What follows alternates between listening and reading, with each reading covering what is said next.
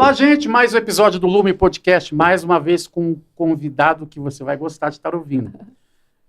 Minha esposa vai estar apresentando, eu estou aqui com a minha gata, com a Keila, eu sou o Ricardo. Espera só um pouquinho, que daqui a pouco a gente volta com o nosso convidado.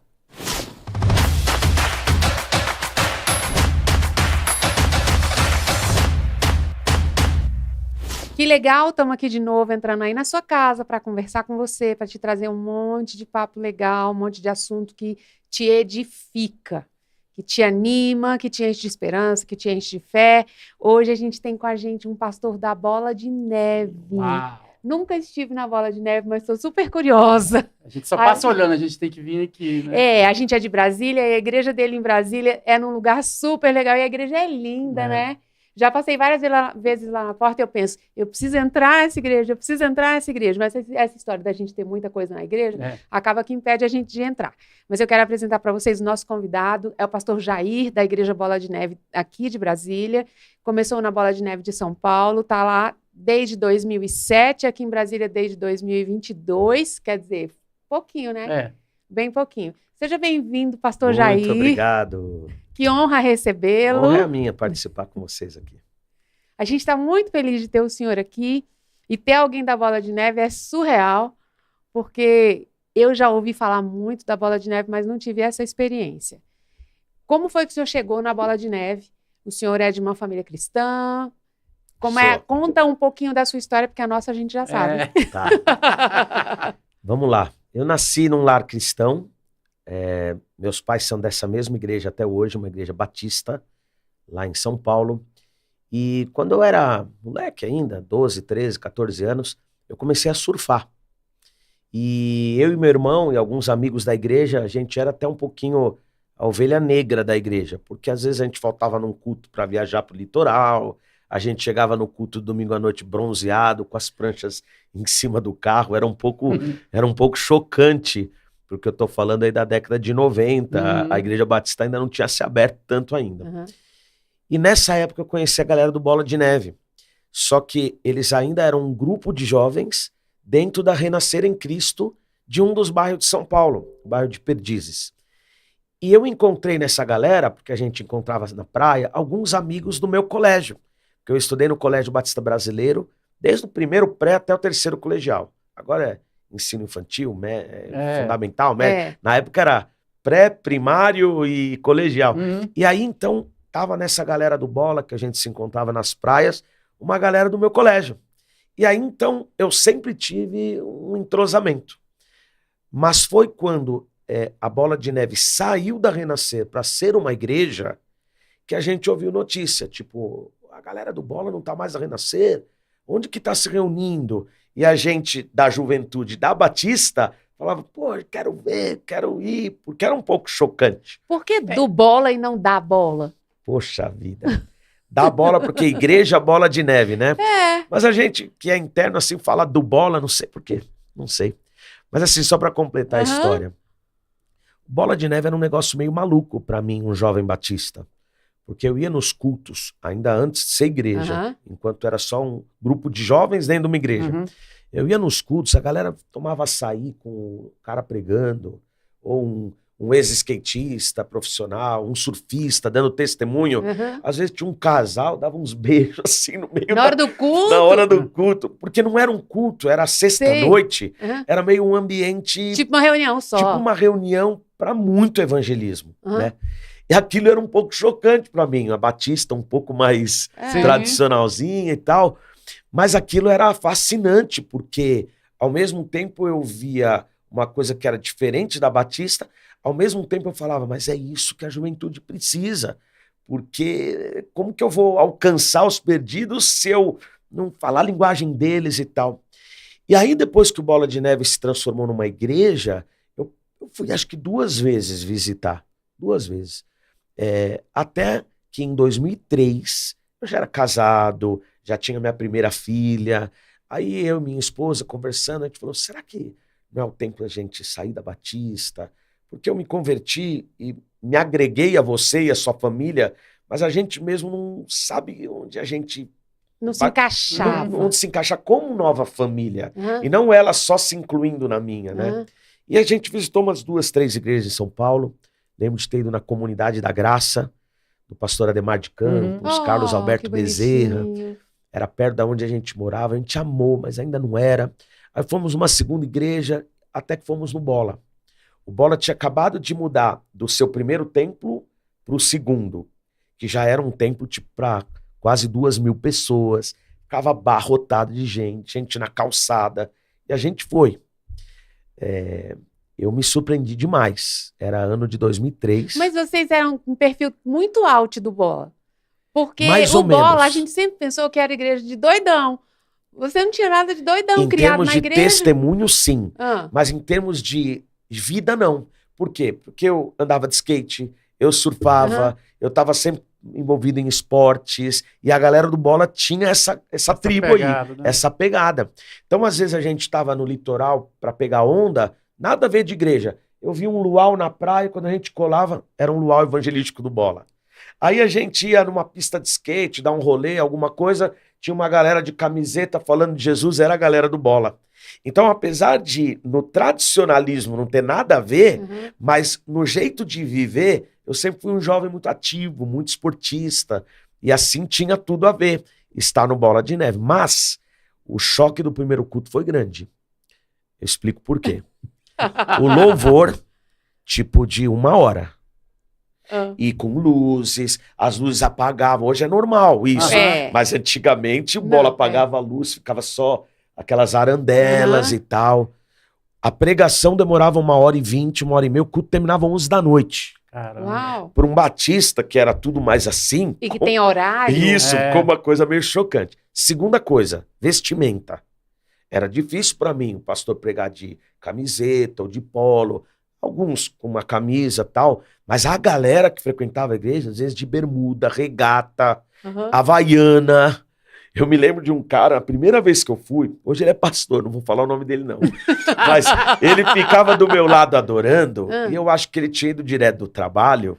Era daquele jeito. Era daquele jeito. E às vezes ele ia de regata, e ele adorava com as mãos, ele fazia uns movimentos, e eu baixinho do lado dele, a minha altura dava exatamente no sovaco dele, assim.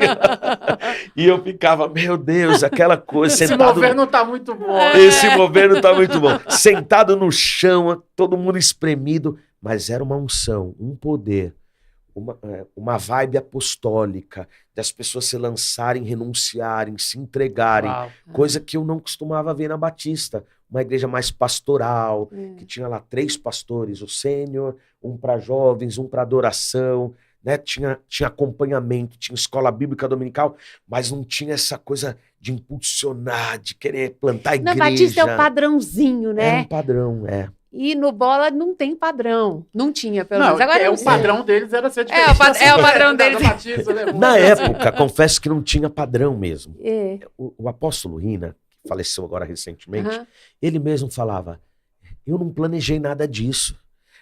Para mim, o máximo seria ter essa igreja desse tamanho, para 2.000 pessoas. Eu nunca imaginei ter igreja sendo plantada, os meus amigos sendo enviados. Uau. Então, isso foi muito além daquilo que eu imaginei. Eu não planejei isso, né? Olha.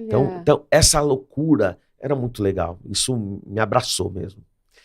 Aí você percebia, não só em você, porque você sentiu uma atração pelo trabalho, que apesar de, assim, você já era um esportista, mas você viu o unir o útil ao agradável, você, eu posso usar o esporte até para ganhar pessoas, certo?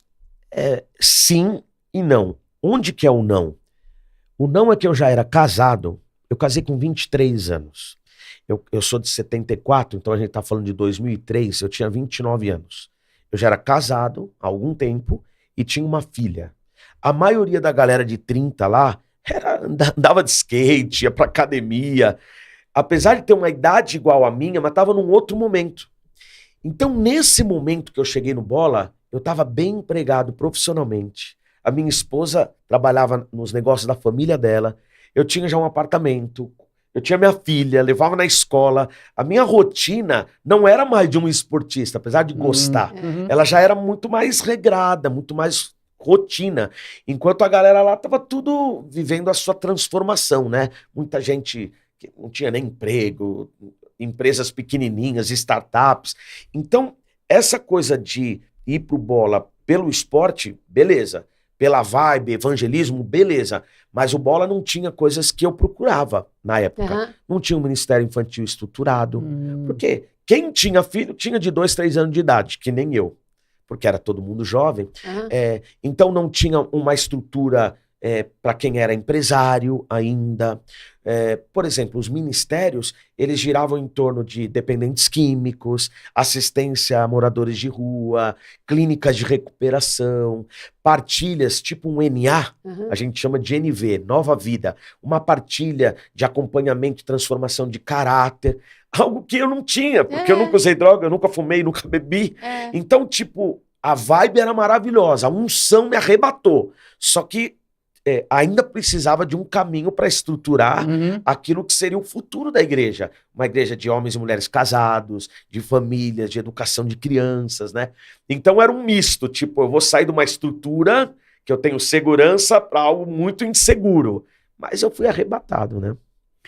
E optou pela unção e não pela segurança. Eu optei pela unção, eu optei por algo que era uma semente que estava dentro de mim, mas que quando eu pensava em ser pastor, enquanto na Batista, eu pensava, eu tenho que fazer uma faculdade teológica batista, a partir da minha formação, um currículo, talvez ser um pastor de jovens por um período, um pastor de adoração, até depois de alguns anos eu ter uma oportunidade de ser um pastor de uma congregação. Isso. E aí, então, isso era muito distante para mim, porque eu preferia ser um bom profissional de mercado, uma pessoa que tinha uma influência, que crescia ali de forma profissional, do que me dedicar todo a esse caminho para se tornar um pastor.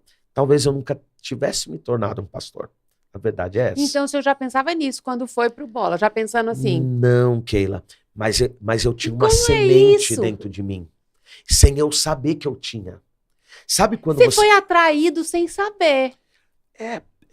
eu acho que eu fui atraído sem saber, e quando o apóstolo percebeu a minha história, porque eu vou contar uma parte dela que faltou aqui, e ele começou a me despertar para me tornar um líder de célula e depois liderar um grupo de pessoas, e aí então me tornar o primeiro pastor da primeira igreja, né, melhor dizendo, eu não sabia que eu carregava aquilo. Tanto que durante um bom período eu carreguei aquilo e de forma muito bivocacional trabalhava num banco. Num banco internacional. Sim. Então, minha carga horária era extensa. E mesmo assim, eu lidava com as duas situações. Até que Deus pediu meu trabalho e aí eu fui para viver em tempo integral. Hoje eu sou bivocacional de novo.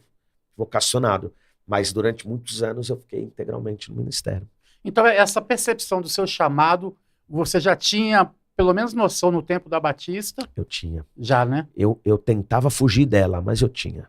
Eu percebia que eu poderia assumir alguma liderança sobre os jovens, mas nunca assumi. Sempre deixei meus primos, meus amigos.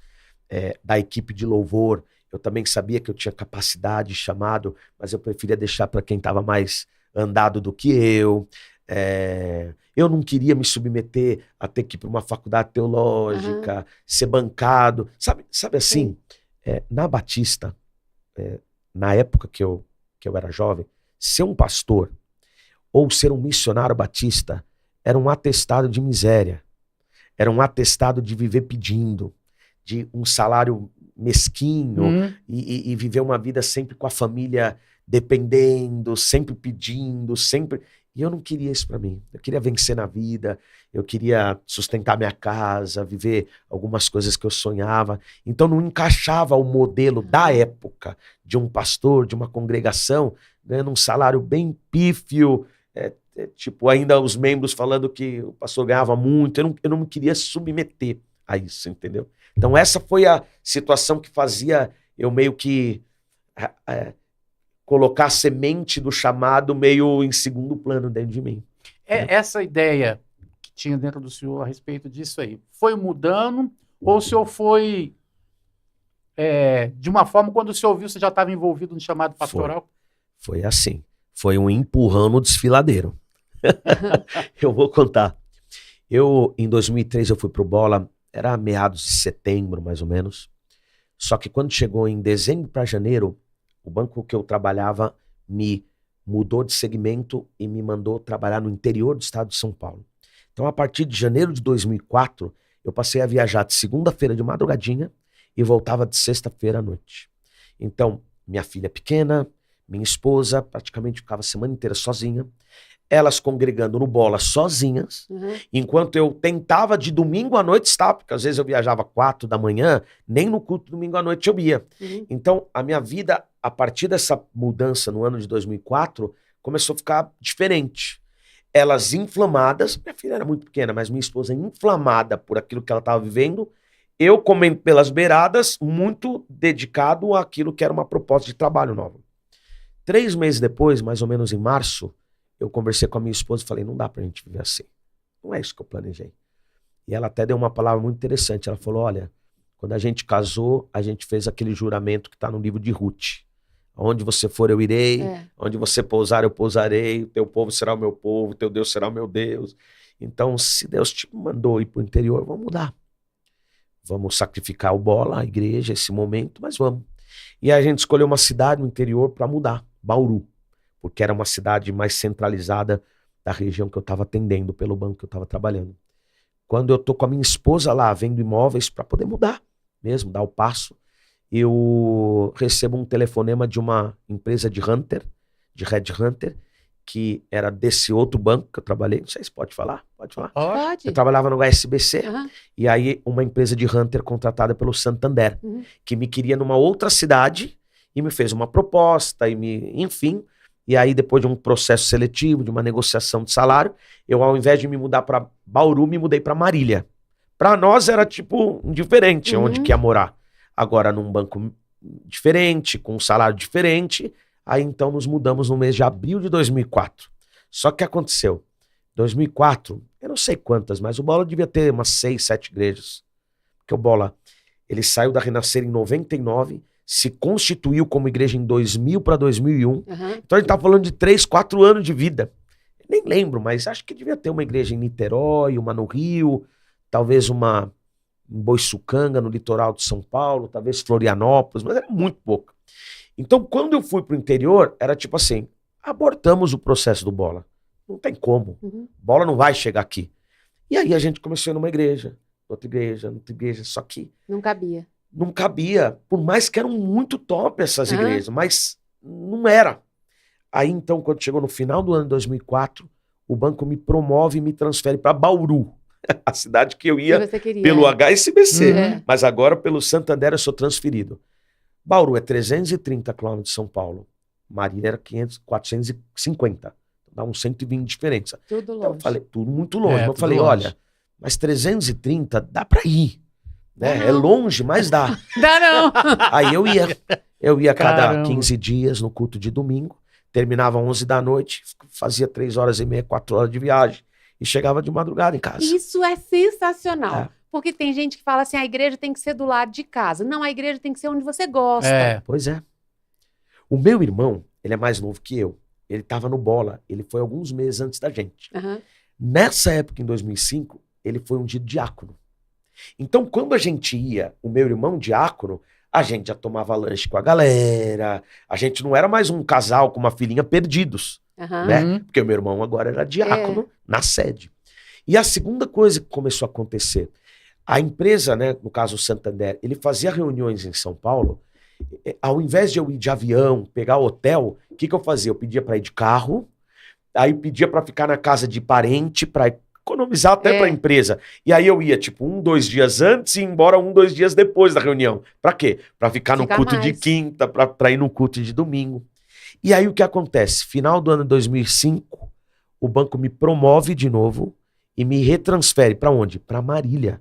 E eu falei, não quero ir para Marília, lá não achamos igreja, não, assim tá bom, se me mandar, me manda mais perto de São Paulo, né? E não para mais longe de novo. Não teve jeito, eu fui, cumpri esse objetivo aí e voltei para Marília.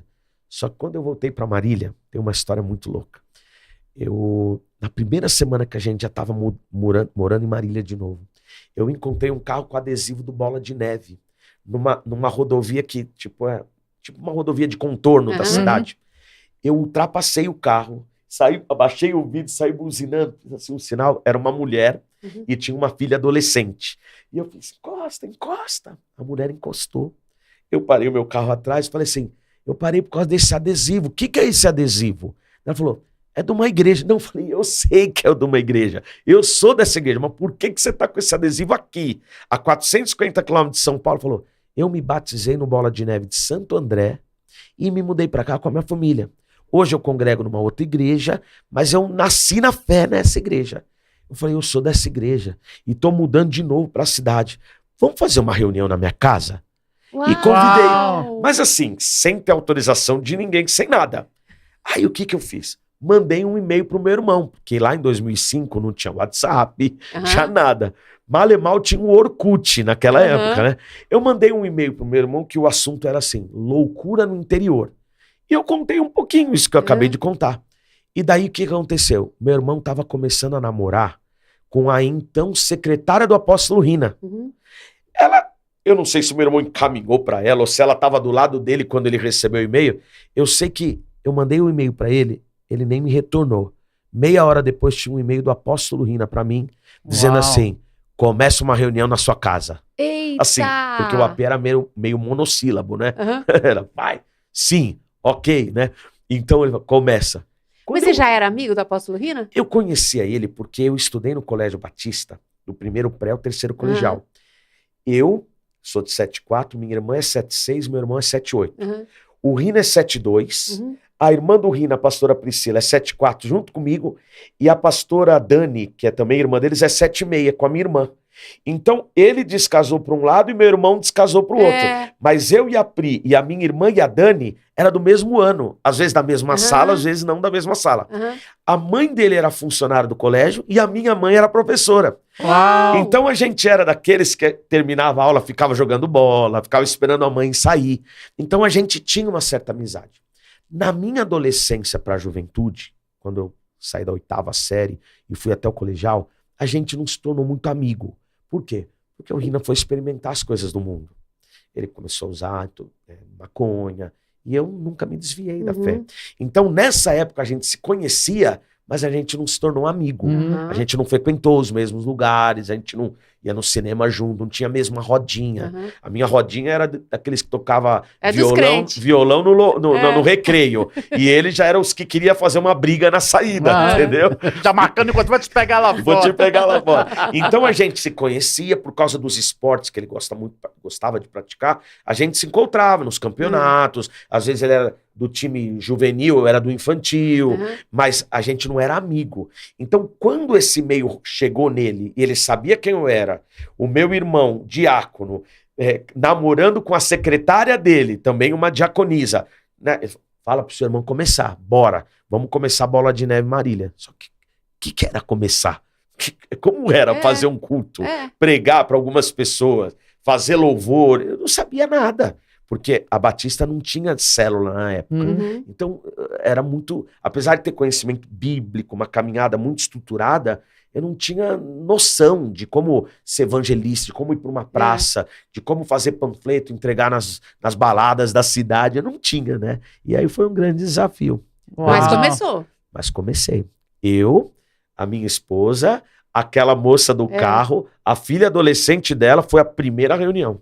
Eu preguei uma mensagem de 1h30 para 3 pessoas. Meu Deus, que inspiração. Não é inspiração. Eu tava perdido, eu era perdido. É entendeu? muito assunto para 1h30. Mas é que eu tava perdido, eu não sabia pregar, não sabia preparar uma mensagem. E aí, naquele ano que a gente já tava com a célula em Marília, tava acontecendo um curso de liderança grande em São Paulo. Que foi, acho que, o primeiro curso que, de fato, o apóstolo Rina formou, sei lá, 500 líderes de célula, uma coisa assim. Porque os primeiros anos do Bola foi muito evangelismo, batismo, evangelismo. É como parar e formar. E aí ele colocou toda segunda-feira, toda essa galera dentro do templo e fez as aulas. E foi a primeira vez que ele gravou o curso de liderança. Porque antes ele fazia com 20 pessoas, era uma sala. Esse ele gravou. E aí ele gravava, na época imprimia DVD, e eu recebia pelo correio o DVD da aula da semana anterior. Mas com a célula já em movimento, mas aprendendo o que ele estava ensinando para todos aqueles líderes. Eu fiz como se fosse um curso de célula EAD. Antes de inventarem o EAD. E eu fiz, e assim a gente se formou líder de célula da cidade de Marília, né? Agora, Curioso. No final daquele mesmo ano, fomos para a conferência profética anual, sempre em dezembro, e aí no final da conferência profética, Jair e Fabiane, subimos lá. Olho na nossa cabeça, vocês estão sendo ungidos diáconos, plantadores da igreja para a cidade de Marília. Uau. Nossa, Que sem isso? aviso nem nada? Sem aviso, sem nada. Que loucura. A gente voltou naquele dia de madrugada viajando, que eu trabalharia na segunda-feira. Tipo, o que é isso? Que loucura é essa? Aí eu falei, vamos dar um passo. Aí eu tirei férias em janeiro, voltei uma semana antes de viagem e falei assim, cara, em vez de eu depositar meu dízimo lá para São Paulo, que é o que eu fazia com o meu salário, eu vou pedir autorização para usar o meu dízimo para alugar uma sala comercial, tipo essa sala aqui. E a gente faz um cultinho para 15 pessoas e tal. Mandei um e-mail para São Paulo, o financeiro falou assim, você tá doido? Você foi enviado. A igreja que vai alugar, não aluga nada em seu nome, é a igreja que tem essa responsabilidade. Nós vamos te mandar microfone, cadeiras, caixa de som, bateria. Que você legal. vai plantar uma igreja, você foi ungido. E eu falava para minha esposa, que é isso? Que loucura. Que doidura. E de fato foi assim. Procuramos salão, quando fechamos o salão para Que 120... confiança do apóstolo Rina. Loucura. Uma confiança maluca, uma fé Maluca. absurda. Uma fé absurda. Maluca. Que eu... Mas você já é um olhar de um apóstolo também, né? É. Completamente. Pastor Jair, o que o apóstolo Rina tinha? Que o senhor diz assim, foi isso que fez ele se tornar tão grande? Porque ninguém chega aonde chegou sem a mão de Deus, sem uma unção muito especial, mas também sem uma personalidade, né? Tem um ingrediente aí que você olha e diz, é vários. diferenciado. O que ele tinha de diferenciado? Se fosse resumir em uma só palavra, fé. Ele tem até alguns livros escritos maravilhosos. Fé inabalável, viveu muitas dificuldades em vários momentos do ministério, uma fé inabalável. Até nesse final, a situação que ele estava passando no seu casamento, em toda a situação que a gente viveu antes da morte dele, ele ainda tinha fé na restauração, na reestruturação. Então, fé seria a palavra tipo mãe. Mas ele tinha muitas características, né? Ele era muito líder, ele não temia tomar decisões, ele era muito ousado nas decisões. Ele tinha um olhar de paixão por almas que ele largava as 99 para ir atrás de uma. Legal. Por exemplo, até o final, ele fazia célula na própria casa dele, só com os piores, com os que dão mais trabalho. Então o cara dá trabalho, foi e voltou 10 vezes, recaiu centenas de vezes, falou, na minha casa quarta-feira, quero você na minha célula. E aí o cara ia, porque era um convite para poucos, que era uma célula, não VIP no sentido financeiro, nada disso, mas uma célula tipo de convidados, de gente que ele queria discipular. Então ele tinha essa paixão por almas, ele era um apóstolo bem bíblico. Apesar de muita gente falar que o dom do apostolado não é para os nossos dias, ele carregava o dom do apostolado. No sentido do apostolado, mas no sentido de o apóstolo ser o primeiro dos demais. Porque ele também era profeta, ele também era evangelista, ele também era pastor e ele também era mestre. Até o final, ele tinha um instituto de teologia nosso interno que ele ensinava coisas profundíssimas, porque ele amava ser professor também. Então, se você desse o microfone para ele tirava férias na praia, ele fazia culto na praia, às vezes com uma prancha. Vem aí, ei, vem. E ele falava do amor de Jesus. Tem um áudio que soltaram de um bombeiro da ambulância que resgatou ele no dia da morte. Porque ele faleceu entrando no hospital lá em Campinas. A ambulância que tirou eles da rodovia Dom Pedro e levou, tem um bombeiro que tem um áudio que vazou, que percorreu as redes sociais, falou assim, ó, eu tive um impacto com Jesus em função daquilo que eu vi na hora da morte. Porque quando ele viu que ele ia falecer, ele fez uma oração tipo assim, Senhor, que seja feita a tua vontade, não a minha. Eu não vou lutar contra essa realidade que eu tô. Talvez percebendo o corpo dele indo embora mesmo, né? A alma dele indo embora. E ele fez essa oração. Aquilo impactou as pessoas que estavam atendendo ele. Né? Uau. De uma situação que era desesperadora e que inicialmente acho que ele deve ter se desesperado, mas depois para ele descansar no Senhor e entender que estava sendo a hora dele, né? Tem um áudio maravilhoso. Então, até na 10ª hora, ele realmente pregou, ele foi testemunho. Então, essas características, né? Fé, paixão por almas, amar os pequeninos, né? Os que ninguém queria. Os que davam mais trabalho, que ninguém queria, né? Ele tinha um discipulado muito próximo. Ele era daquele que, se você precisava trocar uma ideia com ele, ele não falava, vamos marcar um Zoom, vamos marcar uma reunião, terça-feira, 3 da tarde. Mas 4 eu já tenho outras. Não, ele não era. Ele falava assim, vamos lá na minha casa, vamos queimar uma carne, se der, a gente faz uma sauna junto, a gente vai trocando ideia. Aí você ia, e aí você ficava pisando em ovos, tipo, qual que é a hora que eu vou falar da igreja, dos meus problemas? Porque ele falava de futebol, e falava de surf, e falava de andar de moto, e não sei o quê, até a hora que você falava, tá bom, posso falar? Pelo amor de Deus, senão daqui a pouco eu vou embora e não resolvi o que eu precisava. Mas ele levava você para dentro da intimidade dele, né? Então ele era muito próximo, ele fazia um discipulado muito próximo de falar, tô indo viajar, vamos comigo, bora. E aí você passava ali 1, 2 dias viajando com ele para alguma missão, né? Eu fui em poucas, mas os pastores mais próximos que eu foram em muitas mais do que eu. E era esse tipo de proximidade, de discipulado que ele exercia. Então, essas, para mim, são características marcantes mesmo. Pastor Jair, o senhor falou que ele era uma pessoa bastante ousada. E até para estar querendo tratar de pessoas assim que aparentemente ninguém queria, precisa ter uma certa ousadia para isso. Porque geralmente é procurar problema para você mesmo, né? Dependendo de como for, né? Exatamente. Como que ele instigava em vocês essa ousadia? Porque, assim, vocês foram passando por um processo de treinamento. Logo, vocês começaram a adquirir características dele também. Como é que ele instigava no senhor, por exemplo, ousadia? Bom, você falou assim, como ele instigava em você. Então eu vou responder por mim. E por quê? Porque eu não tive o privilégio de ser uma ovelha dele na sede.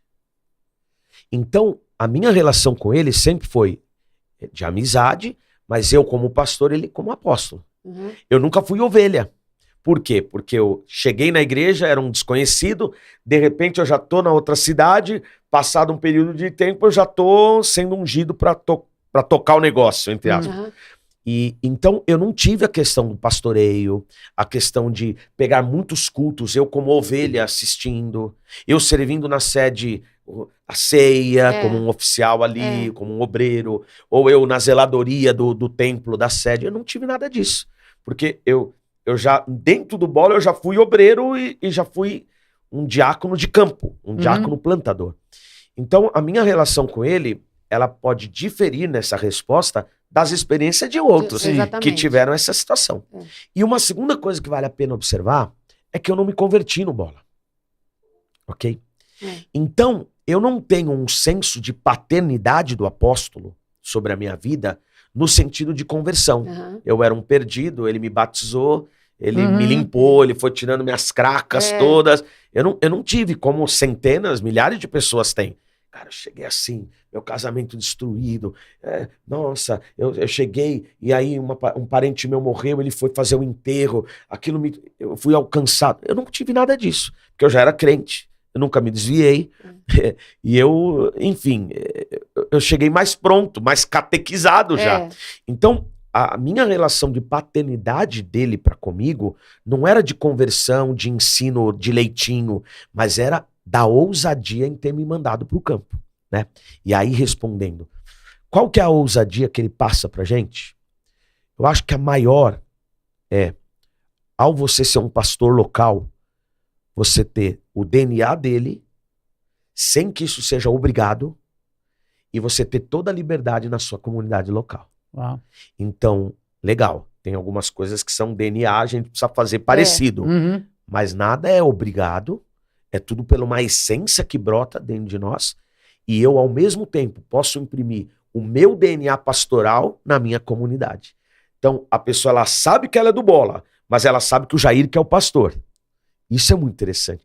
E isso é muito ousado, porque a maioria dos pastores, dos apóstolos, rédea curta, para não perder os pastores e os pequenos rebanhos. E a visão, propriamente dita, né? A visão, ela vinha. Mas não era uma coisa que sou obrigado, tenho que fazer. Não, eu faço porque eu faço. Porque eu sou da família. Eu Sim. faço porque eu cresci assim, eu aprendi assim. Mas eu também posso implementar algumas coisas da cultura da igreja que eu tô, da cidade que eu tô, e também da minha visão pastoral. Às vezes uma coisa que tem lá em Natal não funciona em Brasília, que também não funciona lá no Rio Grande do Sul. E aí eu tenho também essa condição de implantar. Então é muito ousado da parte dele colocar na mão do pastor a liberdade total de conduzir a igreja, né? Sem que seja... Mas o que as igrejas do Bola têm que é assim, típico do Bola? Porque pelo que você está falando, se cada igreja tem a sua cara, o que é o Bola? É assim, ó. Você chega num Bola, você sabe que é um Bola. Pois é. Que Mas tem no você Bola? também, quando passa a conviver no Bola, você sabe que tem a cara do pastor local. Legal. Então, é uma resposta que eu não sei te falar. Que incrível isso. Sabe como eu responderia? Como que sabe que a sua filha é sua filha? Porque se veste igual? Não. Fala igual? Não. Mas porque tem teu DNA. Então, tem alguma coisa que ela carrega da Keila, tem alguma coisa que ela carrega do Ricardo. Eu não consigo determinar num checklist, é isso, aquilo, mas eu sei que ela é filha do Ricardo e da Keila. Uau. Mais ou menos seria assim. Muito bom. São Entendeu? quantas igrejas? Olha, aliás, eu não não vou sei te perguntar são, responder. não, porque eu sei que vocês já se dividiram. Mas na melhor fase, vocês chegaram a ser quantas? Mais Eu ou acho menos, que na assim? melhor fase eram 560. Uau. 35 países. Meu Deus! É. Em quantos anos isso? 2001 a 2025. 24, acho que vai fazer 25 anos. É muita loucura. loucura. Isso que eu chamo de multiplicação. E deixa eu perguntar uma coisa que eu acho interessante, porque uma igreja não é um negócio. De repente, ele te unge, ele te envia e ele patrocina a igreja naquele lugar. Isso é arriscado, porque uma pessoa que ouça isso, de repente pode ver, eu vou fazer disso daqui a minha vida profissional. Eu vou virar um pastor profissional. Como que era isso? Existia algum controle sobre isso? Teve muito caso desse que deu errado? Olha, é assim, ó. O Bola de Neve tem uma administração apostólica também. Isso foi Deus quem entregou para o apóstolo Rina. A Bíblia diz que na igreja primitiva as pessoas lançavam suas ofertas, o recurso dos bens vendidos aos pés dos apóstolos. Né? Então, quem ia falar para Pedro, para João, como tinha que administrar? Barnabé doou, diz a palavra, e ele não falou, mas eu quero que você coloque 10 mil ali, 5 mil ali. Não. Os apóstolos, na necessidade que eles viam, eles administravam aquele recurso. O Bola também é assim. Talvez essa centralização burocratize algumas decisões, mas ela certamente possibilitou esse crescimento. Então, o que acontece? Quando ele bateu o óleo sobre minha cabeça e falou, vai, ele tinha um número na minha cabeça. O valor de uma locação, o valor de um kit básico para plantação de igreja, mas ele também tinha o valor dos volumes que as igrejas já mantinham, sabendo que se tinha uma sobra ou um déficit. E aí, em ele sabendo que tinha uma sobra, ele fala, esse ano dá pra gente plantar umas 5 ou 10. Por quê? Porque essas que já estão plantadas, elas têm uma arrecadação sólida para suprir essas que vão ser plantadas. Legal. E, estatisticamente, ele não fazia essa gestão porque ele não era muito matemático, não. Ele agia pela fé. Mas tinha a equipe das finanças. Estatisticamente, eles sabiam que uma igreja nova que se planta, ela tem um tempo de maturação, um tempo que ela vai chegar no 0 a 0, até o dia que ela vai fazer sobrar para ser ela a patrocinadora de uma próxima. Pois é. Então, a estrutura do Bola é assim até hoje. Então, uma igreja que ela tá lá afastada, tá lá num país, ou tá aqui no Brasil, mas afastada, mas ela não se mantém, ela se mantém pelo todo, pela somatória. Entendi. É como se fosse, é ruim falar isso, e é muito importante que todo mundo tá ouvindo entenda todo o contexto do que eu vou falar. É como se fosse uma rede de lojas que não é franquia, mas que é tudo de um dono só. Então você tem 50 farmácias, tem 10 no DF, tem 10 em Goiás, tem 5 em São Paulo, 5 no Rio, beleza. Como que você administra uma loja nova? Você sabe que você vai investir lá R$500 mil e ela vai se pagar de verdade depois de 2 anos, 3 anos. Você sabe, porque tem funcionário, tem o farmacêutico, tem todo o investimento nos remédios, na estrutura. Então, como que você sustenta essa nova loja que você está fazendo nascer? Fazendo as outras 30, 40 que você tem. Cada ajudar. Então você soma todas. Essa não dá muito, essa não dá nada, essa eu tô perdendo. Mas no todo, todo mundo tá ganhando. Todo mundo tá ganhando. E aí eu consigo fazer uma expansão. O Bola de Neve, de alguma forma, funciona dessa maneira. Muito legal. Que show! Muito legal. Ó, eu digo para você... Essa visão empresarial, deixa eu colocar as aspas, eu já sei que isso dá treta, mas isso é divino. Olha, é porque isso é a famosa multiplicação mesmo. Não, e o princípio da administração, ele é divino. Claro. Você ter a mente empresarial para gerir pessoas está errado. Porque pessoas você vai gerir segundo o dom e segundo os princípios bíblicos. Sim. Isso. Mas você ignorar que você tem imposto para pagar, salário de funcionário, uma estrutura de pastores, uma estrutura de templos, de locação, de manutenção... Se você não tiver gestão, como que você vai fazer? Exatamente. Né? E deixar também tudo nas costas do pastor que está começando o trabalho também é muito pesado. Não tem jeito. As igrejas... E o nome é do Bola. O nome não é do pastor. Então, se uma tudo igreja... Eu pensei que você ia perguntar porque é do Bola ou da bola de novo. Não, eu não sabia disso. É porque se uma igreja... É que você falou do Bola, já gostei. Você já falou do Bola. Já peguei a visão,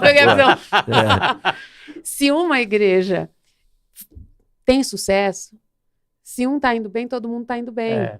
Mas se uma dá errado, dá problema para todo mundo, porque é o nome do Bola. Ninguém quer saber se é a igreja do fulano de tal. Se você pensar comercialmente, sim.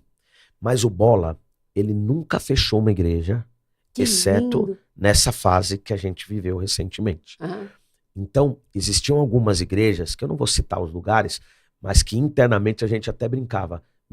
É tipo tal cidade, nunca vai fechar, mas nunca vai se pagar.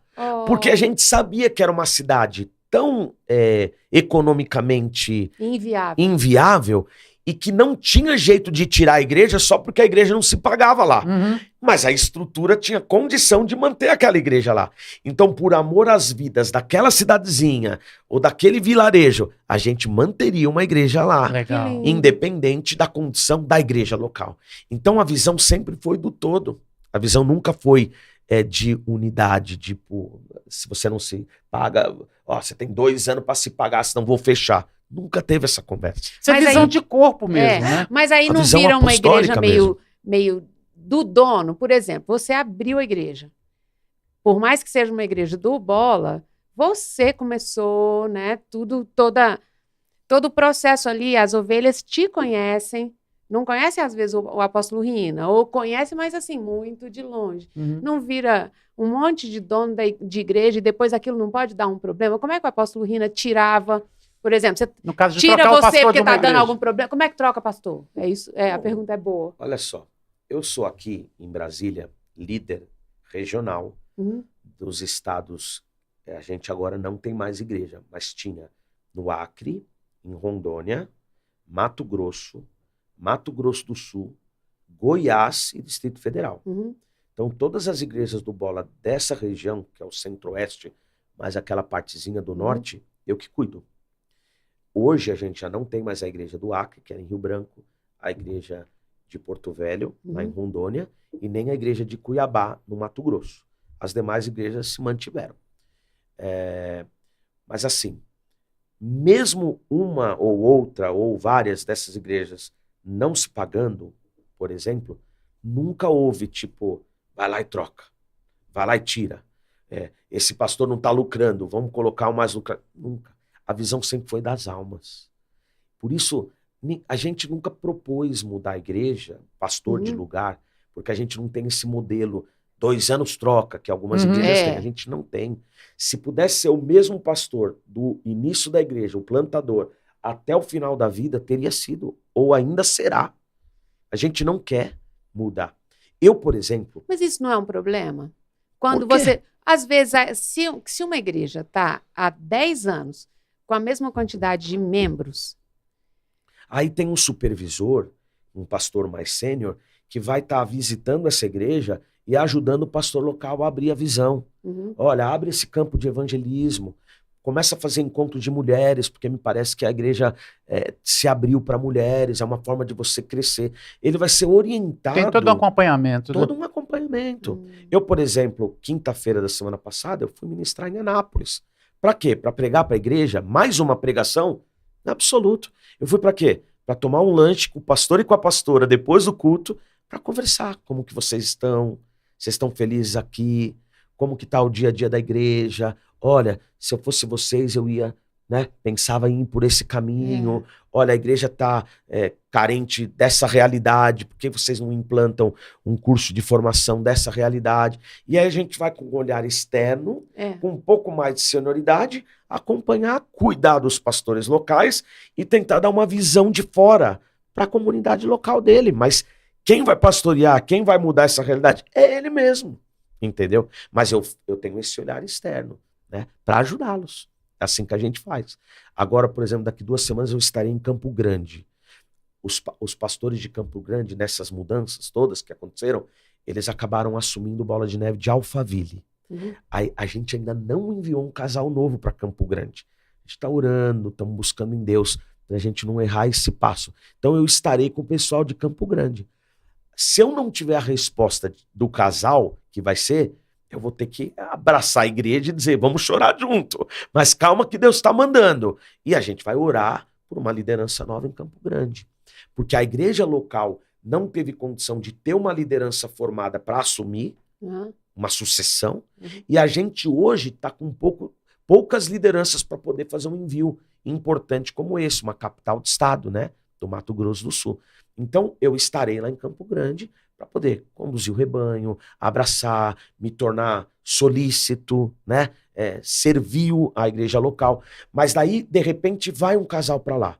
Pode ser um filho meu da fé aqui de Brasília, pode ser alguém que saia de alguma igreja que é maior e são pessoas com condição para assumir esse pastoreio. O que vai acontecer com o Jair? Eu vou ter que ir mais a Campo Grande, acompanhar esse casal, direcionar esse casal, ver se eles têm, não capacidade, mas se eles estão preparados, ou se não, eu tenho que prepará-los, e aí eu vou conduzindo eles na liderança da igreja de Campo Grande. Mas eu não vou lá pastorear Campo Grande.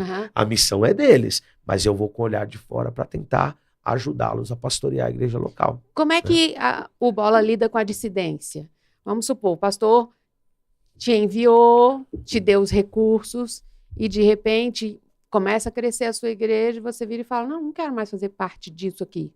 Agora eu já posso ter a minha própria visão e eu posso começar a abrir minhas próprias igrejas. Como é que o apóstolo Rina, como é que o Bola lida? Porque isso acontece, né? Olha, isso acontece. Aliás, aconteceu porque vocês ainda estão com várias igrejas que estão se dissociando, eu vou te responder. Né? Antes dessa problemática que veio a mídia, enfim, se existiram casos, eu acho que existiram, eu não tenho conhecimento e eu não fui convidado a participar disso. Nunca aconteceu nas regiões que eu cuidei de pessoas. Então eu, enquanto pastor de São José do Rio Preto, em 10 anos, eu plantei e liderei 13 igrejas locais. Algumas vezes enviando da própria igreja de São José do Rio Preto, algumas vezes pegando de alguma igreja já da região e multiplicando. Eu nunca lidei com essa situação. Inclusive os pastores estão praticamente todos até lá hoje. Eu soube de um caso ou outro no sul, talvez alguma coisa no nordeste, mas eu não era líder para ter lidado com essa situação. Então eu toco barco. Eu não fico querendo saber o que está acontecendo em outro lugar. Agora, nesse exato momento que a gente está vivendo e que vivenciamos agora no meio do ano passado, teve muita dissidência, né? Então, se a sua pergunta for como Bola lida, eu não tenho procuração para responder como é uma resposta institucional de como se lidou com isso, né? Mas o que eu posso garantir é que nos tempos normais foram raríssimos casos, né, de pessoas que quiseram levar o rebanho e né, eu nunca lidei. Aqui na região que eu cuido hoje, Nós tivemos um caso, lá em Anápolis mesmo, o pastor que cuidava, alguns anos antes de eu chegar aqui, ele resolveu abrir uma própria igreja. Na época, o pastor que estava aqui em Brasília, que supervisionava, o que ele fez? Falou, beleza, quem que ficou? Ficou quantos? Você vai sair ou vai ficar? Ele fez uma reunião, enviou um casal daqui de Brasília para se tornar pastor local, mudou o salão de lugar para tirar aquela coisa emblemática daquele salão que era do outro pastor. E aí mudou o salão de lugar, fez uma nova locação, agora com um novo casal de pastores, com o povo que ficou, que não foi embora com outro pastor, e seguiu adiante. E esses pastores ficaram lá, tocando baco com quem ficou.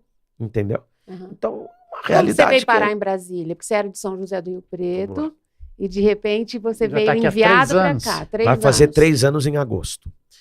Foi assim, eu estava comemorando 10 anos de Bola de Neve de São José do Rio Preto. A gente estava dando uma reformadinha na igreja, mudando alguns equipamentos. Iríamos fazer uma conferência, um congressinho de aniversário. Fizemos. E faltando mais ou menos uns 15 dias, eu recebo um telefonema do apóstolo Rina. Naquela época, a gente teve uma situação dessa dissidência que você citou e perguntou, lá em Curitiba. O pastor da época resolveu sair e montar uma igreja própria.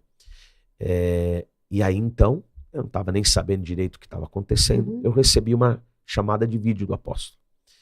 Pode falar? Posso, tal. Falou, sobre o que aconteceu em Curitiba? Ouvi falar, o pastor saiu, né? Então, saiu.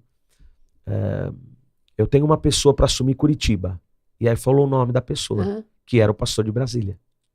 Aí na hora meu chip já processou, aí eu fiz assim, Brasília?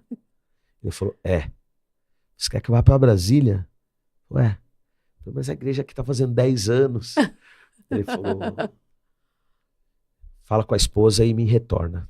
Eita! Daí eu falei, ela não tá em casa, ela tá na rua. Não, liga pra ela e me retorna. Falei, não, Mapê, eu preciso esperar ela chegar em casa, conversar longamente e tal. Ele já queria que fosse pra ontem, né? E assim foi. E aí nós topamos a missão, foi muito desafiadora, tem sido muito diferente tudo aquilo que a gente... Vocês são brasilienses? Sim.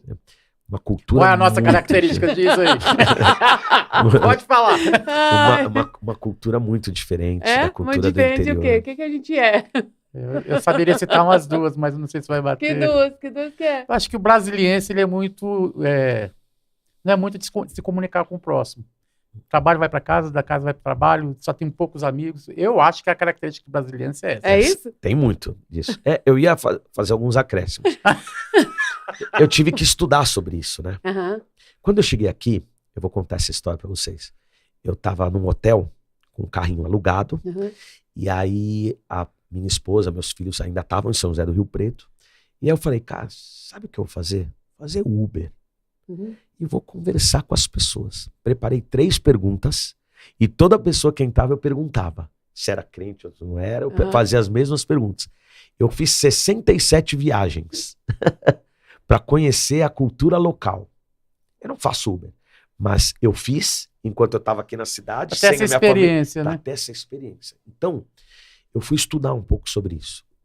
Quando Brasília se formou, Brasília era um mix cultural. Por quê? Ela trouxe muita gente do Rio de Janeiro, por causa que a capital do país era de lá. Ela tinha muito candango, gente oriunda do Nordeste, a maioria. E por causa dos cargos públicos, ela concentra em Brasília muita gente do país inteiro, mas com um foco, trabalho. O cara passou no concurso, ele não veio aqui passear. Ele veio porque ele passou no concurso. Então, o militarismo, os concursados, os que trabalham de 4 em 4 anos aqui, ou de 8 em 8, eles têm uma característica que é não ter vínculos na cidade. Então, pastorear uma pessoa que não quer vínculo, uma pessoa que o vínculo dela é o que trouxe ela para cá, que é o trabalho, e pastorear uma pessoa que, no mínimo feriado, ela vai voltar para sua família, porque a raiz está lá, é muito difícil. Porque ela nunca está aqui por inteiro. Ela está aqui sempre pela metade. Entendeu? O Bola de Neve por ter essa coisa de ser bola de neve, ela concentra muitas pessoas que eram do bola de uma cidade, do bola de outra, do bola de outra. E não são tantos os brasilienses que são membros desse bola de neve. Talvez até pelo lugar que a gente está. A gente não está, por exemplo, aqui, que é onde vocês moram, que se eu fosse uma igreja local aqui, todo mundo daqui de Taguatinga estaria visitando a igreja. Vocês estão num setor de indústria. Eu fico num setor, numa via expressa. Então, a pessoa, ela quer ser do bola, por isso que ela vai ao bola. Ela não está numa comunidade local. Ela não foi alcançada ali, ela passa lá e quer... E chega. Exato. Eu não estou no Samambaia, eu não estou em Taguatinga, eu não estou em Ceilândia, ou no Jardim Botânico, ou no próprio plano com as pessoas que ali moram. Eu estou numa realidade que a pessoa, ela quer ser da igreja e ela vai até a igreja. Por isso que o nosso trabalho hoje aqui é célula. Para que as células estejam espalhadas no DF todinho e aí possam concentrar cada um da sua comunidade local, da sua cultura local, do seu nível sociocultural econômico, enfim, toda essa realidade que o DF tem de sobra, né? Então uma pessoa que mora lá em Riacho Fundo 2, ela às vezes nunca nem foi no Jardim Botânico. Eu conversei com uma pessoa, eles eram os antigos pastores de Anápolis, e eles moraram aqui em Brasília há 1 ano, por causa de uma condição na família da pastora, que acabou sendo o falecimento do seu pai aqui nesse 1 ano que eles estiveram aqui. E quando eu pastorei eles lá, pastores de Anápolis, conversando sobre a história deles em Brasília, eu perguntei, eu moro no Jardim Botânico, já foram lá? E na Praça dos Três Poderes? E eles falaram, nós nunca fomos. Nós moramos 1 ano em Brasília, na realidade, hospital, casa, cuidado da família, que a gente nunca foi visitar os monumentos cívicos. Então, olha só a realidade de uma pessoa que morou 1 ano em Brasília e não conhece nem o além do lago. Então, é uma cultura diferente. Então, uma linguagem diferente, uma aproximação diferente. Até o modelo da igreja, uma igreja talvez pudesse ser um pouco menor, mais funcional, mas aqui próximo das pessoas. Né? Então, hoje o bola não atende isso, exceto pelas células. Né? Então, essa é uma característica da cidade que eu estranhei demais. A gente é uma colcha de retalhos, né? Um de cada lugar, um de cada estado, um de cada cultura, e aí a gente reúne esse povo todo lá, na bola de neve. Uma curiosidade a respeito disso é que a maioria dos moradores de Brasília tudo torce para time do Rio de Janeiro. Pois é. Por quê? Você é flamenguista? Não, sou fluminense. Fluminense. Mas sabe por quê que a maioria... Eu também sou tricolor, mas paulista. Aqui em Brasília a maioria é time carioca. Meu Deus. Porque a capital era lá. E eles vieram E quando vieram para cá, ou eles abandonavam o emprego, ou vinham para cá. Morar aqui. Isso foi se tornando cultura. Todo mundo quer passar no concurso aqui em Brasília, é o que o senhor acabou de falar. E no caso de time, também ocorre por quê? Porque por conta dessa demanda carioca aqui na cidade, as transmissões de TV eram muito mais dos jogos regionais do Rio de Janeiro do que de São Paulo. Aí foi fomentando a próxima geração, e tem muito time carioca aqui mesmo, torcedor. Pastor, como é chegar numa igreja? Porque parece que o pastor que estava antes do senhor já tinha um tempo que estava aqui em Brasília. 7 anos. 7 anos... Não são 7 dias. Quer dizer, de alguma forma já se vinculou com aquele povo. E de repente você vem do nada para assumir uma igreja pronta. Como foi a receptividade, os olhares, a desconfiança do povo de pensar, puxa, por que mandaram nós? Podia ter mandado ele logo para Curitiba. Por que manda o nosso? Pois é. É porque Curitiba é um desafio maior do que Brasília. Então, o pastor que estava aqui, ele tinha mais senioridade, uma proporção maior, tanto dentro do ministério quanto fora. Então, preferiram fazer essa escala do que fazer a linha direta, entendeu? Mas assim, respondendo a sua pergunta, a recepção foi maravilhosa. Tanto dos pastores locais, quanto dos líderes locais, foi maravilhosa. O pós-recepção maravilhosa, que foi a vida real, foi desafiadora. Por quê? Porque aí já não é tipo, que legal, pastor, eu choro pelo que foi, mas amém, eu quero receber você com carinho. O pós disso tem a ver com empatia, com jeito de ser. E às vezes a gente bate, às vezes não bate. Às vezes dá certo, às vezes não dá. Né? Tem talvez um pouco de responsabilidade minha e da minha esposa. tem um pouco de responsabilidade de quem estava na igreja também. Mas é natural ter perda, quando você balança, né? Ter aquilo, até assentar de novo, é natural. As características minhas e da minha esposa, dos pastores que eram antes de nós, são bastante distintas, né? Então, também a forma de gerir a igreja não foi só uma coisa de personalidade pessoal, né? Eu não carrego pro pessoal. Lógico que tem um casinho ou outro que algumas coisas aconteceram, mas eu não carrego o pessoal. Sempre abençoo todo mundo. Não é mais meu tempo.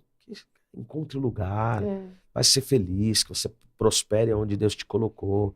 Só vai debaixo de um propósito divino, né? Não vai fugindo, não vai em fuga, mas vai porque Deus mandou, né?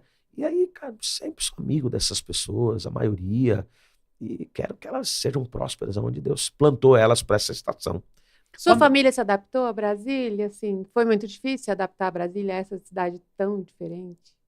Olha, eu sou de São Paulo, capital. Eu pensei que eu não ia me assustar com o tamanho da cidade. Mas São Paulo, capital, a cidade, não a grande São Paulo, ela é menor do que Brasília. Ela tem mais prédio e, portanto, muito mais trânsito. Então, lá em São Paulo, você vai fazer um trajeto de 13, 15, 18 quilômetros, demora 2 horas. Você vai estar dentro do mesmo bairro, é um negócio de 3, 4 quilômetros, demora 40 minutos. Aqui não é assim. As vias são mais expressas e tal. Mas, por exemplo, da minha casa até aqui são 60 quilômetros. 60 quilômetros, eu saio de São Paulo, estou quase em Campinas, né? Passei em Jundiaí. Eu vou para outra cidade, para uma outra região. Então, a adaptação da família, ela demorou um pouquinho por conta dessas distâncias, é tudo meio doido, né? Então, uma pessoa fala, pastor, eu vou fazer um aniversário na terça-feira à noite, às 8 horas. Onde que você mora? Eu moro em Samambaia. Meu, tô no Jardim Botânico. O que eu tenho que fazer? À tarde, eu vou fazer uma visita ali perto de Águas Claras, aí depois eu vou fazer alguma para poder estar 8 horas da noite lá. E quando termina o aniversário, que eu coloco no Waze para ir embora, vai dar assim, 1h15, 1h20 até em casa. É uma viagem. É uma viagem. Aí você pode perguntar, mas por que o senhor escolheu morar longe? Não era melhor ter morado mais aqui, de forma central? Como a agenda do pastor ela é mais flexível, a gente escolheu morar um pouco mais afastado mesmo, ter um contato mais com a natureza. A minha esposa precisa e gosta muito disso. Então, foi uma opção mesmo. Mas respondendo a sua pergunta, demorou um pouco para adaptar. Eu fui o que me adaptei mais rápido. Depois minha esposa. O meu filho demorou um pouco. Ele tem 19 anos hoje, então ele tinha 17 para 18. Ele demorou um pouco mais, mas por conta das amizades. Porque ele estava bem ali, terminando o ensino médio, todos os amigos. Com a galera pronta. Galera pronta. Jogava bola na casa de um e jogava videogame na casa do outro. E aí ele chegou aqui, não conseguiu se conectar. E graças a Deus hoje a gente já passou esse período também.